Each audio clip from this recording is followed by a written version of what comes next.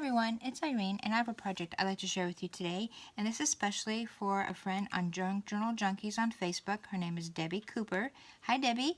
She's asking how to use magnets in your projects, and I'm here to show you how I do it, and maybe I can show you a tip or two, or trick or two, or a secret or two that can help you along the way.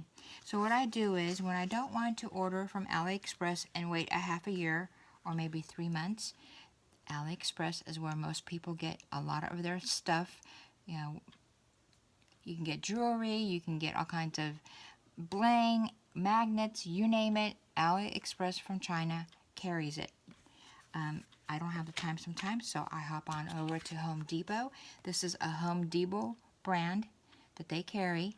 It's called Super Magnets. Just ask them about it. They will take you to their magnet section where they have all kinds of magnets, and this will be there. And sometimes you can even see this package in the checkout on the end caps. They carry these packages, and it comes in a pack of 12, and there's that dime, and there's 2 in the size of a dime, so it tells you how tiny they are. And it's right here. I keep it in this little metal tray, and they're right here. See, that's a stack of them right there. They're quite thin and work really, really well. See, very strong, perfect for all kinds of projects. I have the tinier ones from AliExpress, but they don't work right now for the projects I'm working on, so I just keep them in here. As you can see, it all fits quite well in this little tin box. And my secret is I don't use any wet glue or hot glue or even E6000. I get my card ready. I'll just show you so you guys can understand. I recently made this journal, and I was asked about how I magnetized these cards. And you can see here, this is a magnetized card. You can hear it and see how it sticks together. It's a great element to have in any project. So here's a card that I'm just going to work with today. So what I do is I get my magnet, and not to waste another magnet on the back, I only use one in the front. You can use it on the back, but I use it in the front, is I get these washers in all kinds of sizes depending on the project you're working on hand.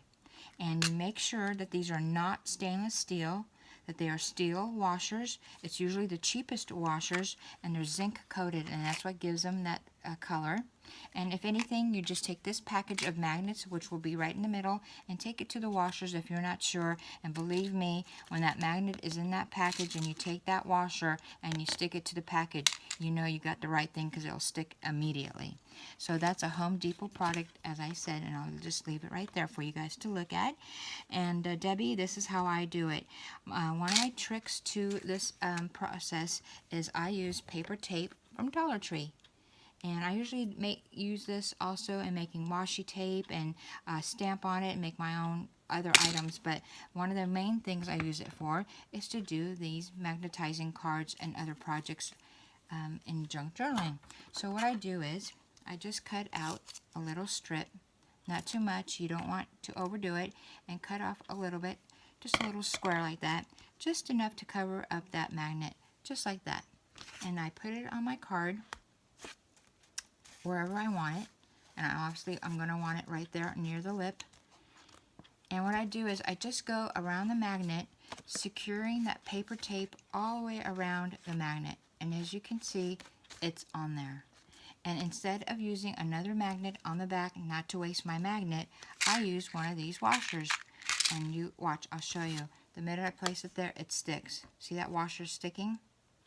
Alright, so what I do now is I leave it right there. I take another piece of paper tape, I cut a little piece out, cover that magnet up, and I do the same, go around that paper tape around the magnet, and before I do anything else, as you can see, it really does work. Nothing is falling off. Now, you kind of have to pre-plan on what you're working on. On this particular card, I'm going to put a little paper button that I use my Martha Stewart punch to punch out and make, and I'm just going to hot glue that on there just really quick. It's just a decorative element that's going on the magnet. Okay, there it is, and it's still working. See? And in order to cover up this ugliness, I take just a scrap piece of paper and I cover up that washer and I just put a little bit hot glue. This is my second video of doing this because I had a funny moment trying to find that packaging. And I couldn't blame my mom anymore because she's no longer here with me, but I think she's playing tricks with me from up above. I think she is. I really do. How, Mom? Yeah, so sweet. Anyway, so I cover up my little washer. It usually isn't shown or seen by anything or anyone, but I still like to cover up my work. So there it is.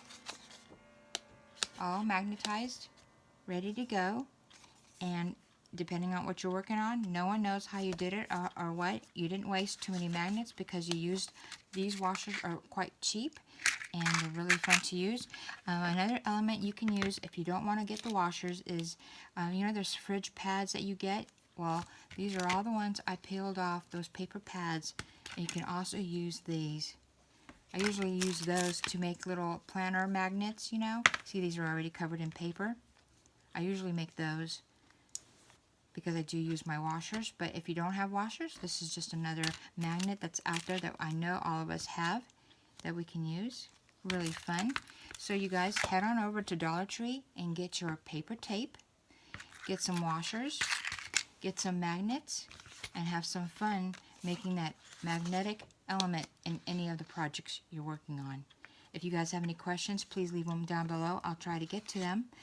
Otherwise, Debbie, I hope that helped you, and I hope you have fun playing with your magnets.